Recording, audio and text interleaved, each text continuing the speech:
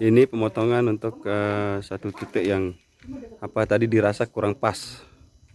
Kurang pas ya Kang ya tempatnya ya. Nanti untuk mengisi ini kan ini ada ruang ini. Bisa kita ambil dari sini nanti. Oh gitu. Kalau misalnya di sini Kang, tumbuhnya di sini apa di sini bisa Kang? Di sini aja. Kalau sini tetap posisinya enggak enak di sini. Karena akan penumpukan ini. Coba kalau dilihat dari depan ini numpuk. Oh ya ini belakang ya. Berarti nanti yang ini dioptimalkan ya, lebih besar. Nanti kita pecah di sini untuk mengisi ruang yang dari depan sini. Oke. Ya Kang, ini tampak belakang, tampak depannya ini. Lagi masih pecah pernah sih.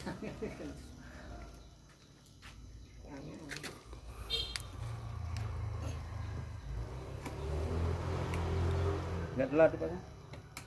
Atau saya. Eh? Atau saya. Oh.